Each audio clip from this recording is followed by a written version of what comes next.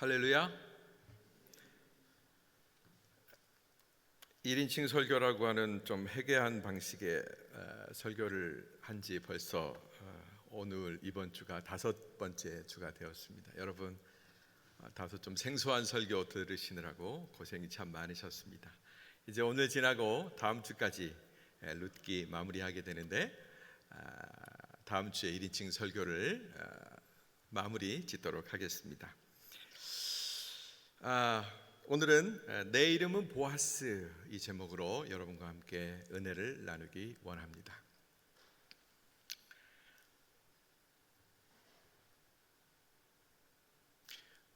여러분도 저처럼 참 놀라셨죠? 누구 말이냐고요?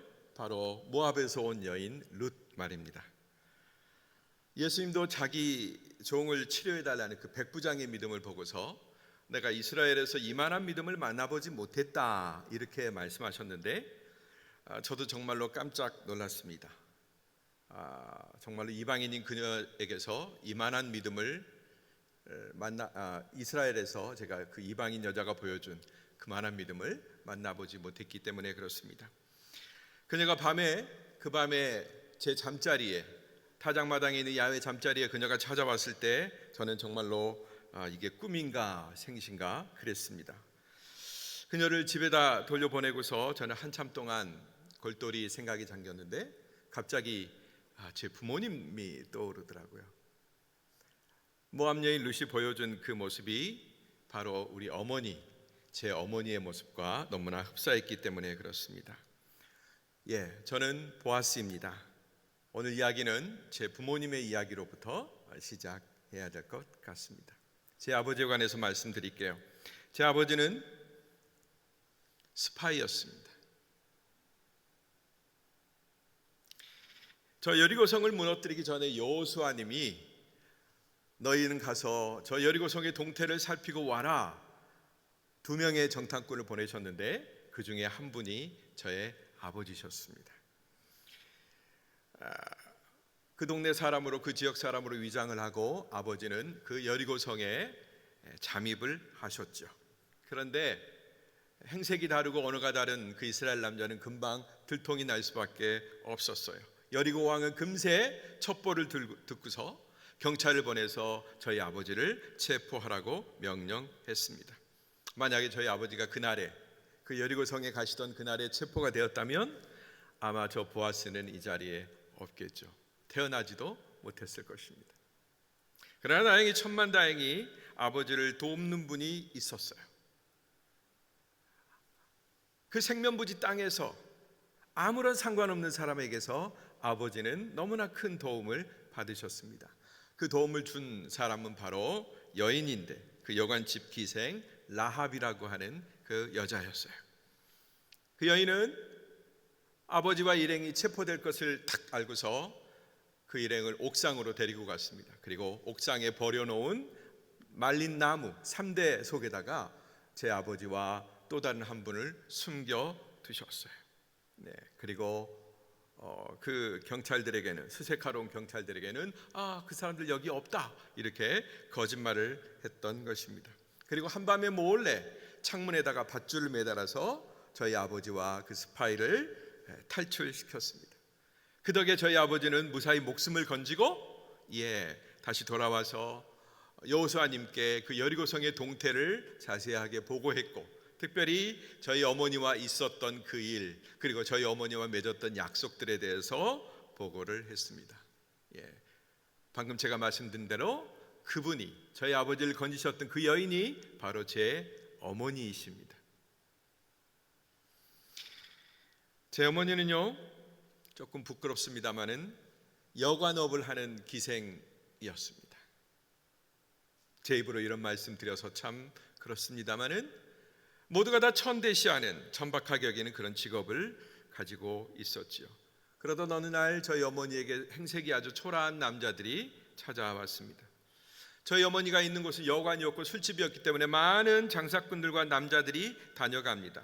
그래서 어머니는 척 보면 그 사람이 저 사람은 어디쯤에서 왔겠구나 아십니다. 아, 저 사람들은 애굽에서 왔겠구나. 아, 저 사람들은 미디안에서 왔겠구나. 아이고, 저 사람들은 북쪽에서 왔네. 벌써 척하면 아시는 거죠. 네, 오랫동안 눈치로 길러진 우리 어머니의 감각인 것입니다. 그런데 어느 날 갑자기 아주 예사롭지 않은 사람들이 찾아왔어요. 네, 아주 행색도 형편없습니다. 그런데 그들의 말과 행동을 보니까 뭔가 이 동네 사람, 그리고 자주 지나가던 그런 사람들이 아닌 거예요. 곰곰이 그들을 지켜보시던 예의주시하던 어머니는 바로 낯선 그 두 명의 남자가 바로 요 아래, 여리고성 바로 아래 시딤에서 진을 치고 있는 이스라엘 백성들이라는 사실을 짐작하셨습니다. 네. 그리고 동시에 여리고성의 첩보 경찰들이 곧 들이닥칠 거라는 것도 직감하셨죠. 아니나 다를까 바로 경찰들이 저희 어머니 집으로 들이닥쳤습니다. 심상치 않은 남자들이 지금 여리고성에 침입했다. 그 사실이 벌써 안기부에 들어간 것이죠. 그런데 바로 그 순간 저희 어머니는 대단한 모험을 감행합니다. 목숨을 거시는 모험을 그 순간 감행하셨어요. 어머니는 벌써 그 사람들을 벌써 옥상에다가 숨겨놓고는 이렇게 얘기했습니다. 네, 그들이 오기는 왔습니다. 그런데 해질녘에 벌써 성 밖으로 나갔답니다. 이렇게 허위 신고를 당국에다가, 경찰 당국에다가 하셨던 거예요. 예, 저희 어머니가 자신의 나라와 민족들을 배반하셨던 거죠. 적대행위를 하신 겁니다. 예. 만약 우리 어머니의 그 일이 탄로났다면 또 저 역시 이 자리에 없겠죠. 네. 그런데 저는 저희 어머니가 왜 그런 무모한 짓을 저질렀는지 굉장히 궁금했습니다. 여러분들은 궁금하지 않으세요? 예. 도대체 왜? 이유가 있어야 될 것 아닙니까? 왜 그렇게 무모한 짓을 저질렀나? 아니, 우리 아버지가 그렇게 멋진 미남이었나? 눈에 탁 반할 만큼 절대 놓칠 수 없을 그런 남자로 보였나? 근데 그런 건 아니었던 것 같습니다. 그래서 저도 어머니 살아계실 때 바로 그 질문을 어머니께 했답니다. 어머니, 도대체 왜 그러셨어요? 아니, 어떻게 도대체 그 낯선 남자들을 살려주기 위해서 목숨을 거는 모험을 감행하셨어요? 이렇게 여쭈었던 적이 있습니다.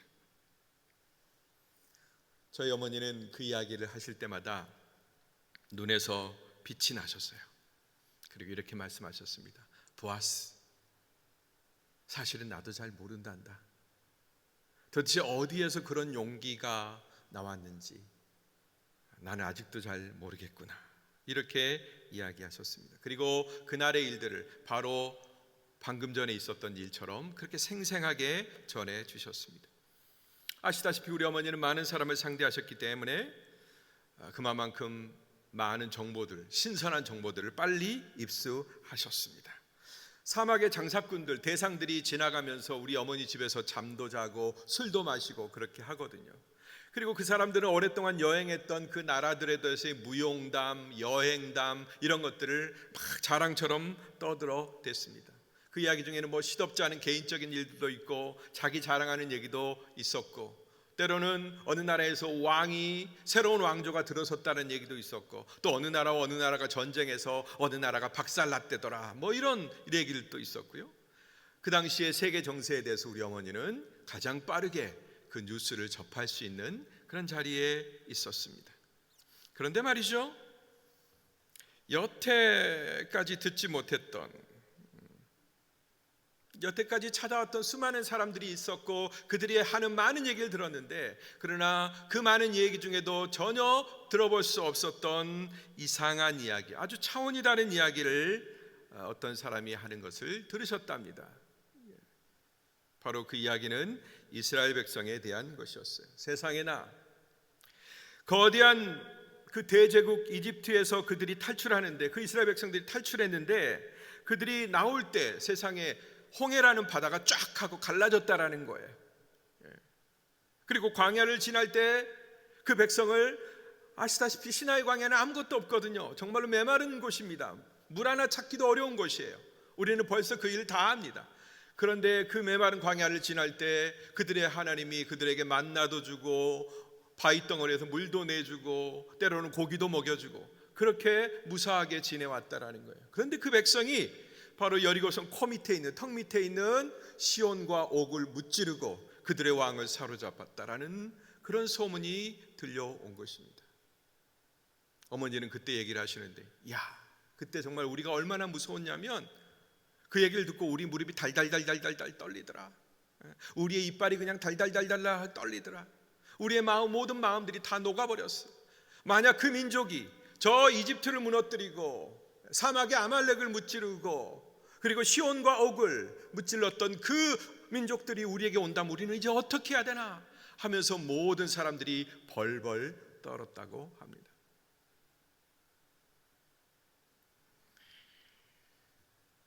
그동안 수많은 소문을 접하셨던 어머니의 마음에 비로소 그때 심상치 않은 동요가 일어났습니다.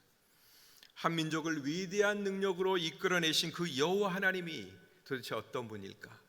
혹시 그분이야말로 천하의 유일한 신이 아닐까? 그 이스라엘 백성들의 얘기가 간혹 들려올 때마다 어머니의 생각 속에서는 점점 그쪽으로 가시는 거예요. 아, 정말로 살아계신 하나님이 그분이 아닐까? 그러다가 어느 순간에 비로소 자신과 어머니와 어머니의 가족들의 그 비참한 운명을 여호와 하나님께 걸어야 되겠다. 내가 이 사슬에서, 내가 이 비참한 인생의 사슬에서 벗어날 수 있는 유일한 길은 바로 그들의 하나님 여호와를 섬기는 것, 그거밖에 없겠구나. 이 가나안 땅에 수많은 신들이 있지만, 바알도 있고 아세라도 있고 수입해온 많은 신들이 있지만 내가 그들을 섬겨가지고서는 내 인생의 해법이 도무지 나지 않겠다. 그런 생각을 하셨답니다. 드디어 작정하신 거죠. 그분을 만날 기회가 되면, 그 민족을 만날 기회가 되면 자신의 얘기를 해야 되겠다라는 그런 작정을 하신 것입니다. 그런데 어머니는 그 기회를 잃지 않고 마침 어머니를 찾아온 그 스파이, 저희 아버지죠? 저희 아버지에게 대뜸 아주 무서운 통 큰 제안을 하신 거죠. 자, 들으십시오. 내가 당신에게 자비를 베풀어 주었으니 당신도 나에게 자비를 베풀어 주십시오. 당신들이 이성을 점령하러 올 때 분명히 여호와께서 당신들에게 이성을 당신들의 손에 줄 텐데, 바로 이성을 점령하러 올 때 그때 나와 내 가족들을 지켜주십시오. 이런 통 큰 제안을 한 겁니다. 저는 바로 이 일을 위해서 준비하고 있었고, 오늘 당신의 하나님 여호와가 이 시간을 나에게 주신 것입니다. 이성을 점령할 때 나와 내 가족들을 지켜주십시오. 당신들의 하나님이야말로 상천하지의 하나님 아니십니까? 천하의 유일하신 하나님 아닙니까? 우리를 건져주십시오. 어머니는 그렇게 제안하셨어요. 그리고 아버지는 그렇게 목숨을 걸고 자기를 지켜주는 그 여인을 신뢰하시고 약속하셨답니다. 이런 약속을 하셨어요. 그렇소서, 우리가 올 때, 이성을 무너뜨릴 때 당신을 구원해 주겠어. 그러려면 표식이 있어야 돼요. 자, 이번에 우리를 내려보내주는 이 창문에다가 붉은 줄을 메어 달고 있으시오. 그러면 우리가 이성을 쳐들어올 때 당신을 먼저 구원하겠어. 아버지는 이런 약속을 저희 어머니께 하셨죠. 그리고 마침내 여리고를 점령하던 D-Day, 마침내 그날이 왔을 때 아버지는 마구 무너져 내리고 있는 그 여리고성을 향해서 맨 먼저 달려가셨습니다. 그리고 그 붉은 줄을 매달고 있는 어머니와 우리 어머니의 가족들을 구출하셨어요. 맹약을 지키신 거죠. 그 굳은 맹세를 지키셨습니다. 여러분, 그 뒤에 어떤 일이 벌어졌을지 짐작이 혹시 가시나요? 그 뒤로 저희 가정의 역사가 시작되었답니다. 저희 어머니는 그날 맹세했던 어머니를 멸망 가운데서 건져내었고, 마침내 저희 어머니, 저 여리고 기생이었던 라합과 결혼에 꼴이 나게 됩니다. 두 분은 서로의 생명을 살려준 그런 인연으로 묶인 분이에요. 먼저는 저희 어머니가 저희 아버지의 생명을 건져주었고, 나중에는 저희 아버지가 저희 어머니의 생명을 건져주었습니다. 이렇게 생명을 건져준 인연을 누가 감히 그걸 끊고 막을 수 있겠습니까? 그 사랑 때문에 저 보아스가 태어났습니다. 여호와 하나님께서 저희 어머니 아버지를 축복하셔서 모든 일이 잘 되었고, 저는 어렸을 때 아주 유복한 환경 가운데서 잘 자라났습니다. 그리고 항상 들었습니다. 저희 아버지가 감행하셨던 모험, 저희 어머니 라합이 감행하셨던 그 긴장감 넘치는, 서스펜스 넘치는 그런 이야기들을 날마다 들으면서 그렇게 저는 자라났습니다. 제가 우리 부모님으로부터 배운 신앙이 바로 거기에서 나온 것입니다. 그런데 말이죠, 어느 날 갑자기 그 운명이 저한테도 찾아온 겁니다. 저희 아버지의 운명이 저에게 찾아온 거예요. 이 루시라는 모압 여인이 나오미를, 우리 친척 나오미를 따라 베들레헴에 왔다라는 소식을 제가 들었을 때, 젊은 여인이 참 대단하네, 참 기특하구나, 이런 생각을 제가 가졌댔습니다. 그 정도의 관심밖에는 없었습니다. 그리고 그 여인이 제 밭에 와서 보리삭을 줍는다길래, 어이쿠, 가상한 여인에게 내가 좀 친절을 베풀어야 되겠구나. 그리고 제가 할 수 있는 친절을 베풀어 줬을 뿐입니다. 그 이상도 그 이하도 아니었어요. 저는 그런 작은 친절이라도 베풀어 줄 수 있는 그런 위치에 있었고, 그런 능력이 있었고, 또 그렇게 해서라도 저의 친척 나오미, 다시 고향으로 돌아온 그 나오미에게 자그마한 도움이라도 주고 싶었던 그런 마음이었습니다.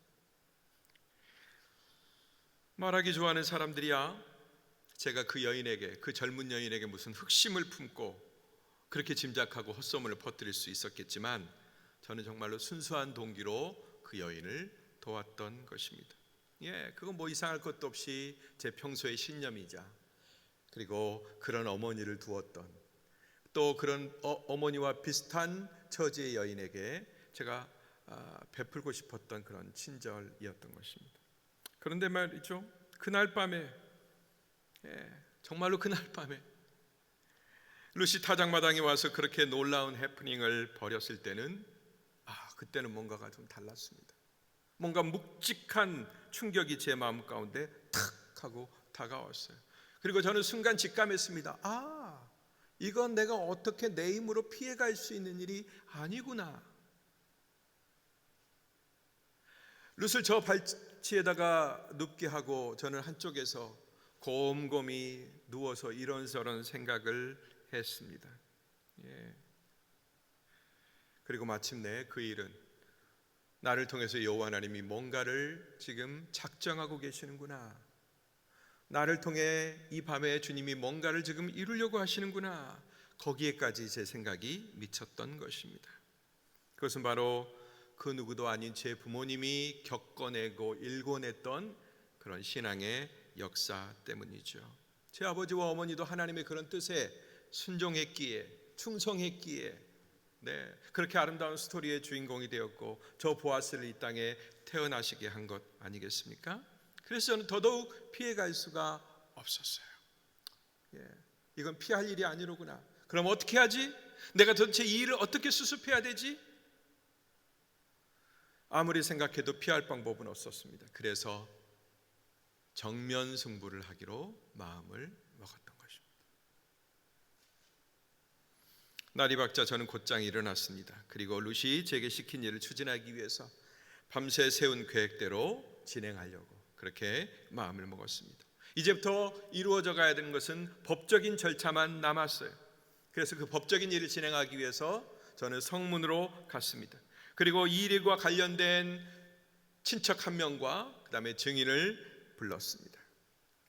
왜 제가 그 친척을 불렀냐면, 그 사람은, 그 당사자는 저보다 나오미의 집에 더 우선권이 있는 가까운 친척이었기 때문에 그렇습니다. 그리고 그 사람에게 이렇게 얘기했죠. 친구요, 나오미가 우리 형제 엘리멜렉의 땅을 지금 팔려고 하는데, 지금 우리 중에는 자네가 최우선권이 있네. 그러니까 자네가 나오미의 밭을 사시게, 만약에 자네가 그것을 원치 않는다면 나에게 얘기해 주시게, 자네의 다음은 바로 내 차례일세, 이렇게 얘기했습니다. 그러자 그 친구가 아주 흔쾌하게 기분 좋게 대답했습니다. 그렇게 하면서 내가 사주겠네. 아주 흔쾌하게 자신 있게 대답하는 그 친구의 모습을 보았죠. 그때 제가 이런 말을 덧붙였습니다. 자네가 그렇다면 이 나오미의 땅을 사는 바로 그날 따라온 식구, 바로 남편을 잃고 이 땅에 온 룻도 함께 떠맡아야 된다네. 그리고 우리 민족의 율법이자 전통이듯이 바로 그 죽은 사람의 이름으로, 말론의 이름으로 그 유산이 계속 이어지도록 해야 한다네. 이렇게 얘기를 해 주었습니다. 거기에는 많은 증인들이 있었어요. 그 얘기를 했더니 이 친구 얼굴이 갑자기 낯빛이 변하는 거예요. 기분 좋게 그냥 자신 있게 그래 내가 사줌세 하더니 그 부담을 딱 떠안아야 된다니까 갑자기 낯빛이 바뀌는 것입니다. 그래? 그렇다면 나는 사줄 수 없겠는데? 나는 내 유산이 손실이 가는 것을 지켜보지 못하겠네. 나 다음이 자네라고 하니까 그래 자네가 대신 사주게, 이렇게 제안하는 것이었습니다. 그리고 나서 그 친구는 신발을 벗어서 제게 건네주었습니다. 왜 하필 냄새나는 신발을 건네줬을까요? 네, 우리 동네에서는 샌들을 신습니다. 그 샌들을 벗으려면 한참 걸려요. 그것을 일부러 벗어서 건네주는 건 어떤 의미냐면 나의 모든 권리를 자네에게 양도하네 라는 그런 뜻이랍니다. 네, 그 친구는 그것으로 자기의 권리를 제게 양도해 주었어요. 그 말을 듣자마자 저는 곧바로 증인들과 많은 사람들이 지켜보는 가운데 곧장 일어서서 이렇게 선언했습니다. 내가 엘리멜렉과 기론과 말론의 모든 재산을 나오미에게 산 것에 대해서 오늘 여러분들이 증인입니다. 이렇게 선언을 했습니다. 나는 또 말론의 부인인 룻을 내 아내로 맞이하여 그 죽은 사람의 이름으로 유산을 이어갈 것입니다. 역시 이 일에도 여러분들이 증인입니다. 저는 이런 법적 절차에 돌입했던 것입니다. 제가 이렇게 신속하게 제게 주어진 책임을 이행하려고 할 때 많은 사람들이 저를 축복하는 것을 보았습니다.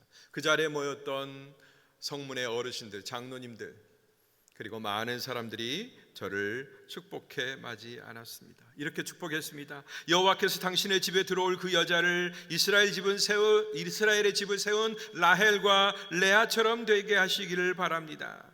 또 당신이 에브라스에서 잘되고 베들레헴에서 이름을 떨치기를 바랍니다. 이렇게 축복해 주는 거예요.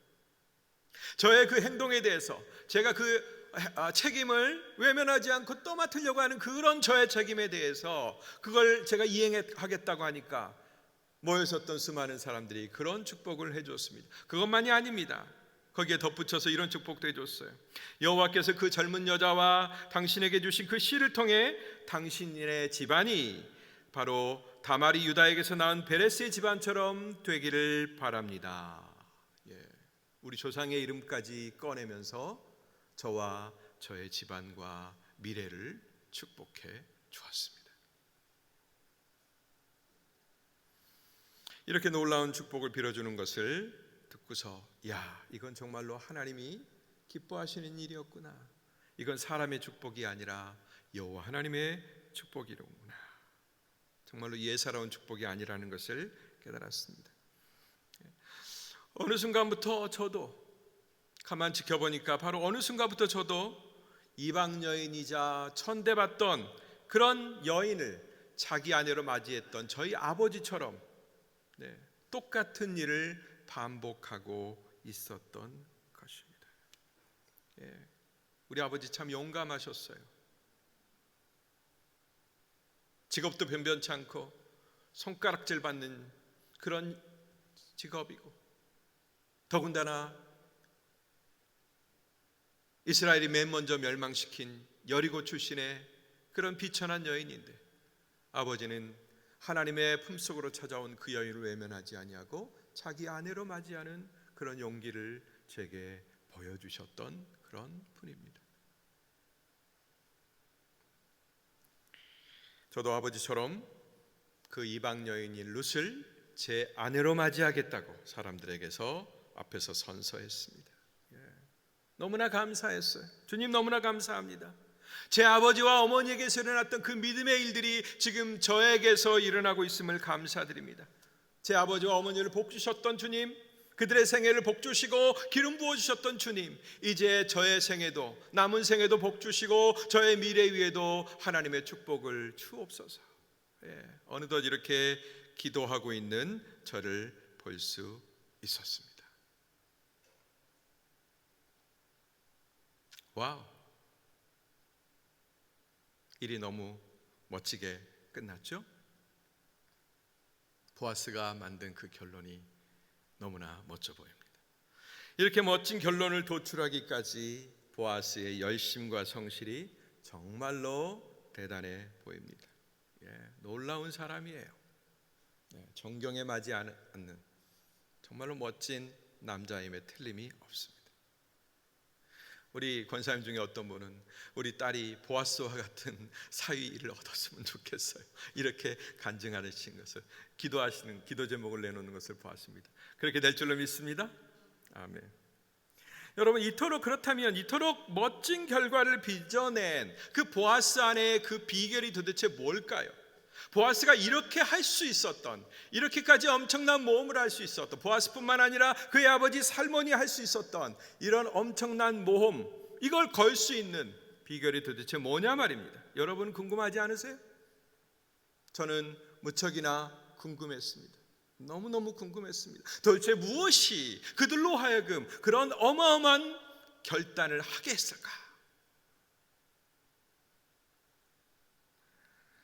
저는 여기에서 그리스도인의 책임에 관한 바울의 언급을 떠올리고 싶습니다. 빌립보서 1장 29절의 말씀입니다.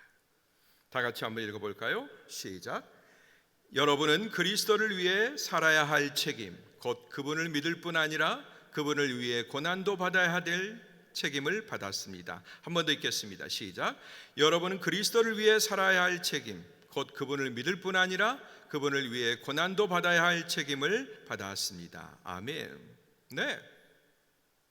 보아스가 그렇게 할 수 있었던 이유가 뭐냐? 바로 주를 위한 자기의 책임에서 물러서지 않고 그 일을 성실히 감당했다라는 것입니다. 물러서지 않았다라는 거예요. 주님이 자신에게 맡긴 그 책임, 주님이 그 순간에 보아스에게 맡겨주신 그 책임으로부터 도망가지 않았다라는 것입니다. 보통은 보아스보다 더 가까웠던 그 친척처럼, 신발을 벗어던진 그 친척처럼 많은 사람들이 자신에게 다가온 우선적인 기회가 있음에도 불구하고 하나님 주신 기회를 붙잡지 못하고 포기하고 맙니다. 여러 계산 때문에. 그 친척은 더 많은 땅을 확보하고 자기 재산을 증식시키고자 했던 그런 욕심은 있었지만, 그러나 그로 인해서 자기가 감당해야 될 책임, 영적으로 주어진 책임, 그 일에 대해서는 별로 관심이 없었죠. 이처럼 우리는 인생들이 계산하는 그런 계산기, 숫자 두드리는 거, 이 계산기를 우리의 손아귀에서 쉽게 놓지를 못합니다.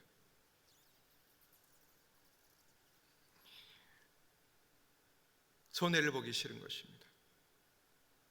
우리는 우리의 책임보다는, 그리스도를 위해서 감당해야 될 우리의 책임보다는 이 땅의 방식대로 살아가는 것에 훨씬 더 익숙합니다. 그런데 여러분, 그런 삶은 별로 노력하지 않아도 다 사라지는 거예요.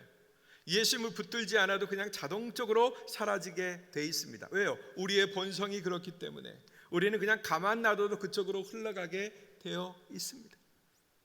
그러나 여러분, 우리가 그리스도인이 되었다라는 것은, 여기 앉아 계신 저와 여러분들이 그리스도인이 되었다라는 것은 이제 그것과는 별개의 인생으로 접어들었다라는 그런 의미라는 것을 우리가 떠올려야 되는 것입니다.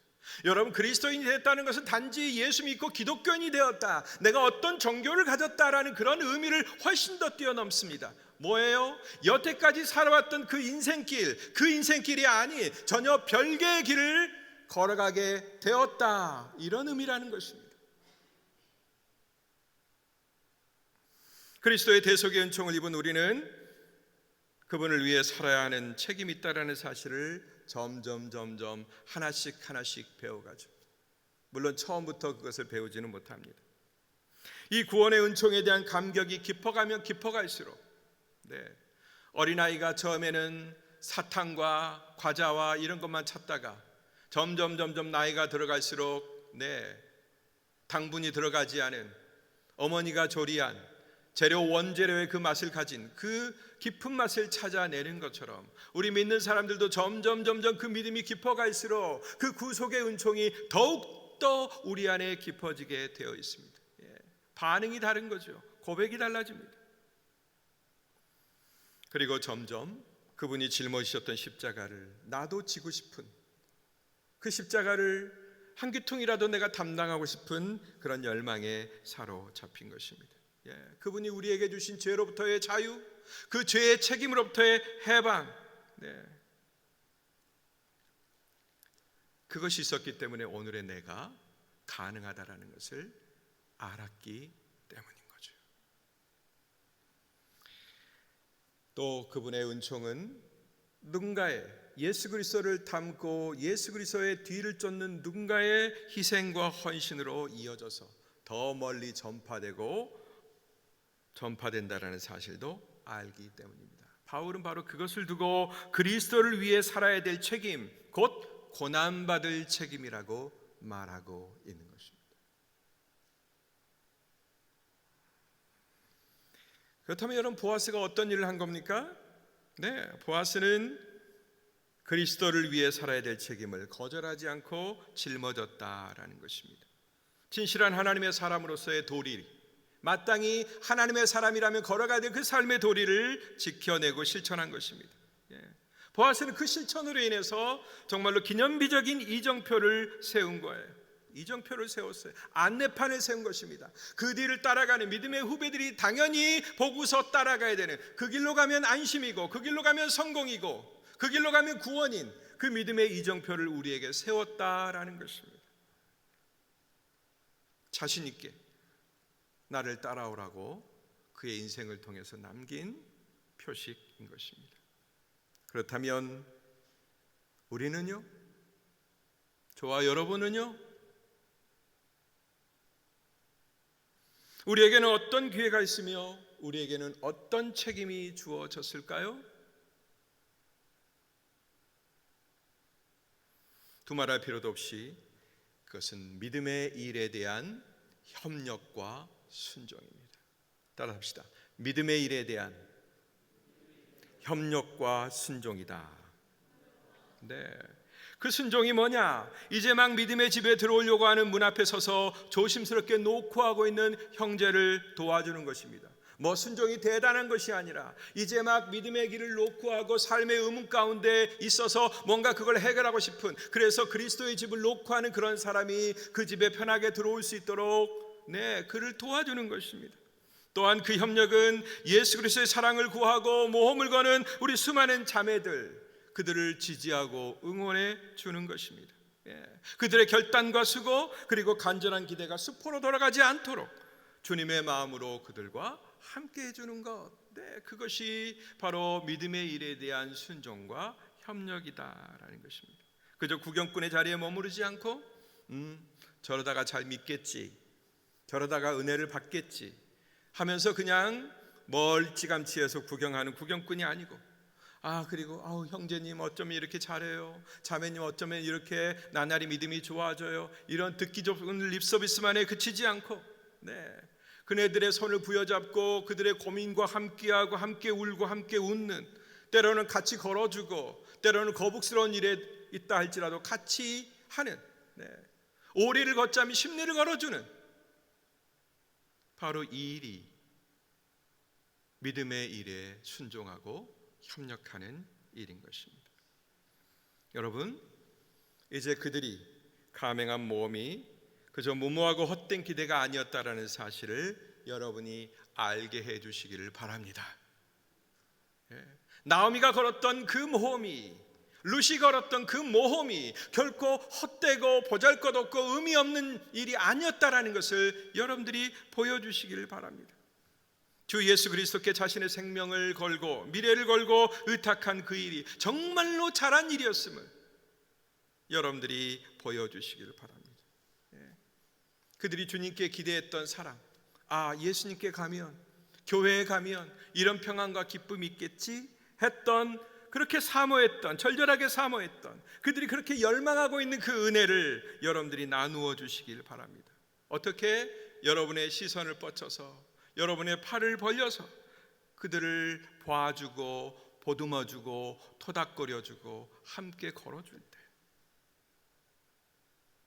그 일이 나누어지는 줄로 믿습니다.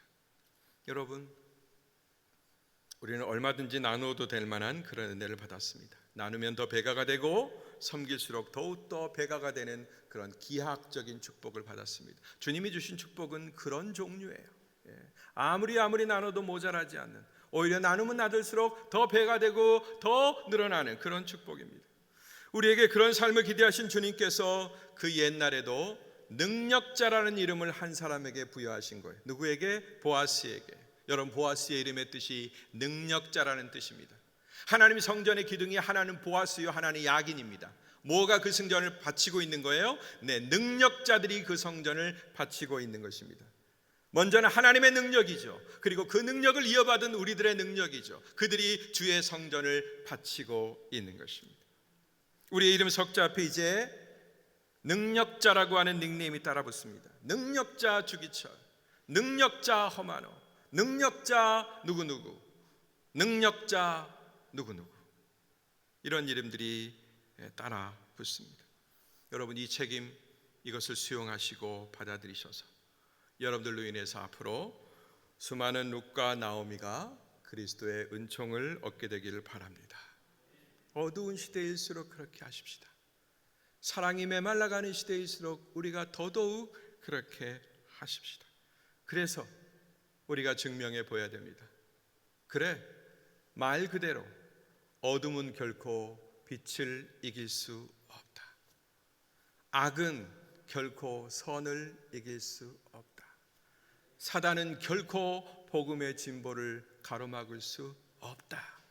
할렐루야. 이 은총 가운데 속하는 저와 여러분들 되시기를 주의 이름으로 축복합니다. 기도하겠습니다.